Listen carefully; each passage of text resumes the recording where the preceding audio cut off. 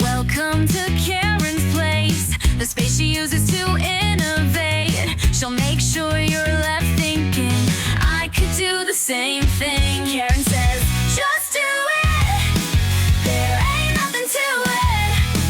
Just do it. Welcome back. It's week 16 for mixed media artist Karen Eastland, and we will be discussing her week 16 creative journal. That's right. We're really going to dig into what Karen's been up to. Yeah, looking at the interesting developments in her creative process. It's all in her recent journal entries, her announcements. And Karen's a true mixed media artist, isn't she? I mean, music, writing, visual arts, Yeah, often blending them together. exactly. So today we're going to unpack her recent work and see what it tells us about, well, where her creativity is heading. It's incredibly diverse stuff. And we have a really fascinating set of sources for this deep dive.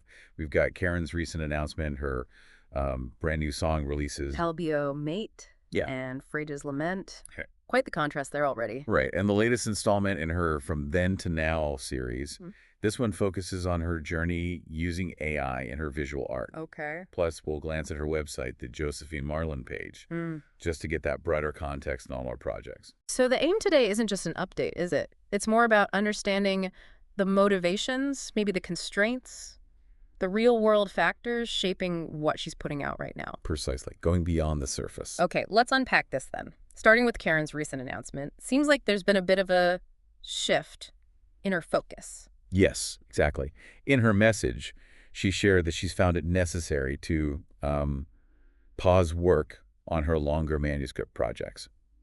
Says it's due to some ongoing issues. Right. And what's interesting is seeing her prioritize her well-being. She mentioned stepping back from music projects, too, temporarily. Yeah, for a month or two, she said, to focus on healing. And I think that kind of openness, Yeah. talking about the need to pause, to recalibrate, it's something many people following creative work can really appreciate. Absolutely. It's a good reminder, isn't it? The creative journey isn't always, full steam ahead. Not at all. But even with this planned step back, she emphasized her commitment, sharing new content, music, literature with her audience first when it's ready. And what really stands out, I think, is despite saying she'd reduce the music workload, she wrote and released a brand new song just last week, Albo Mate. Mate.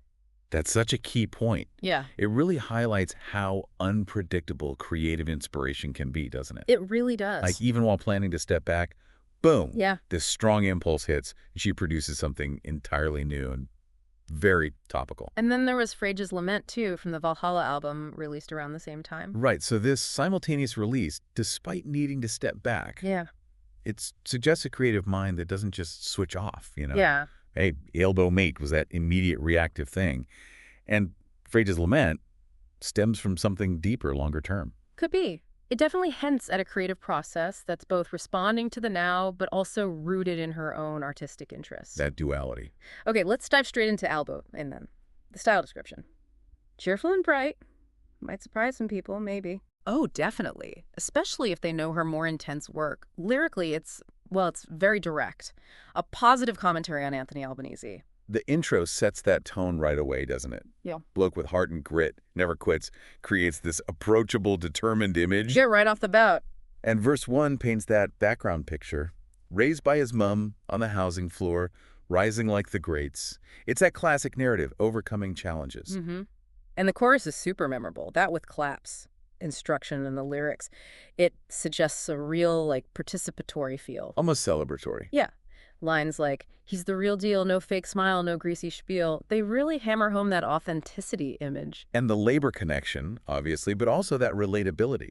He'll eat the sausage. With no awkward moves, Albo Mate, he's a fair go bloke. Really trying to connect him with everyday Aussies. Totally. It aims for that down-to-earth feel. Then verse 2 connects him to past labor leaders. Whitlam, Hawke, mentioning their work on women's rights and decent pay.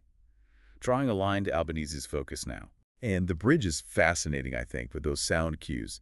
Kids singing, dog barking, someone's dad. That's my PM. Yeah, it creates this vivid, almost documentary snapshot, suggesting positive public feeling. And it directly lists policy areas: Medicare, clean air, NDIS, education, cost of living.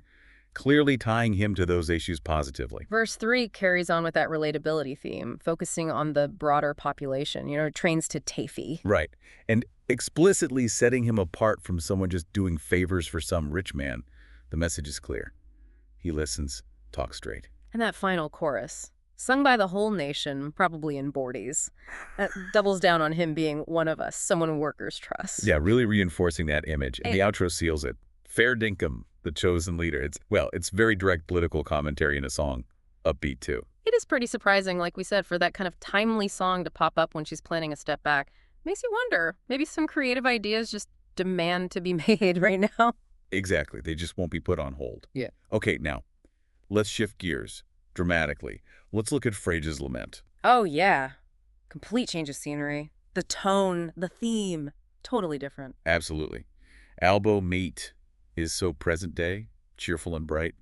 Freya's lament talks about golden tears, battle cries, love and war. From Canberra to Norse mythology, it's quite a jump. Right. What does that shift tell us about maybe the different places her inspiration comes from? Well, the lyrics pull you straight into this world of intense passion, deep sorrow. It's all centered on the goddess Freya, her power over love and death. You get mentions of warriors, fate, her heart's desire. It's heavy stuff. And the imagery is so strong, isn't it? Wings of falcon, tears like rain, silver chariots, bloodied skies, really paints this dramatic mythological world. Vivid, yeah. And the choruses, they keep coming back, repeating, emphasizing Freya's enduring role, that mixes steel and sorrow, her heart and blade forever blind. It highlights this timeless, almost tragic element. It's such a stark contrast to the very specific, very current topic of LB Mate. It really does showcase her artistic range, moving between those worlds. Precisely. Incredible breadth. Okay, so let's turn to the visual arts now and her From Then to Now series, specifically this latest one about her using AI. Right. Here she's explaining her journey with it, her thinking behind using AI in her visual work. She talks about her early experiments, Night Cafe, Kriya, Kling. And what were the main issues she ran into with those early tools? Well, she points out they didn't quite hit the mark for her specific needs. Yeah. Especially getting accurate, readable text within the images. That was a crucial limitation for her. Think about album covers, visuals that need to mesh with her music, her lyrics. Those early tools just couldn't reliably produce clean text. It was a big hurdle. That makes total sense. For a cohesive look, visuals and text have to work together. So what made ideogram the right fit? Why did she land on that one? She explains that through trying different things, she found ideogram just handled text integration way better. It stood out. That let her finally get the kind of polished, professional visuals she wanted, especially for music stuff. So she invested in a subscription, got better quality outputs. It seems ideogram's models are just better trained on, how text looks and how it fits linguistically. Less gibberish. Which was a common problem with early AI image generators, definitely.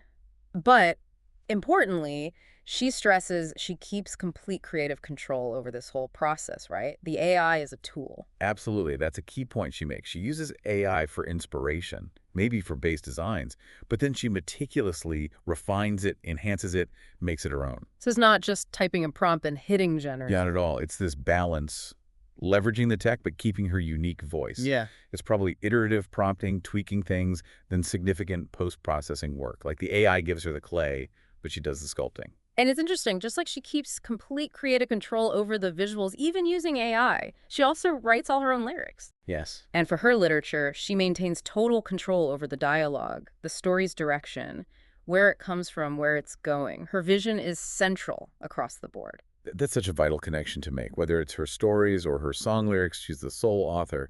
AI, in the visual art space, it's like a very sophisticated assistant. But the core vision, the final calls, they're firmly hers. Okay, so just to provide a bit more context on her wider creative world, we see references to her Josephine Marlin series, characters like Josephine, Jason, Sue, various story titles. That page gives a glimpse into those fictional worlds she's building. Even though the longer stuff is on pause, it shows her literary side. Definitely. And her website lays it all out, doesn't it? Music, mixed media, publications. Her creative journals shows the sheer breadth. Yeah, the website structure really helps you see the scope. And those creative journals themselves, Dancing with Algorithms, Inside My Creative Lab, They actually document her journey with AI, right? Leading up to using ideogram. Exactly. They show her experimenting, solving problems, figuring out how AI can best serve her art. It wasn't a sudden jump to ideogram. It was an evolution. A thoughtful exploration over time. So let's try and bring this all together then. In this deep dive into Karen Eastland's Week 16, we've seen this announced pause on manuscripts, a temporary step back from intense music work for healing. Right. A moment of recalibration. Yet within that, these surprising contrasting releases, the topical, upbeat Albo Mate, and the mythological, intense Frasia's Lament. Total opposites, really. And then in her visual art, this deliberate, controlled integration of AI, specifically adopting ideogram for its text handling, but always emphasizing her complete creative control over the final piece. Yes, that control aspect is crucial.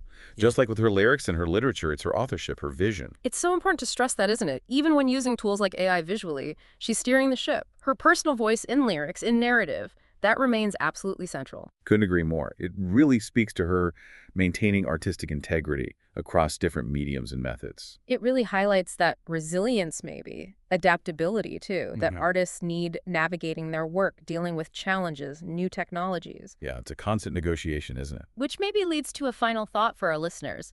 How does this really intentional use of AI as a specific tool, especially in visual art, while keeping that firm control in writing and music, how does that maybe redefine modern artistic practice for creators like Karen? That's a great question.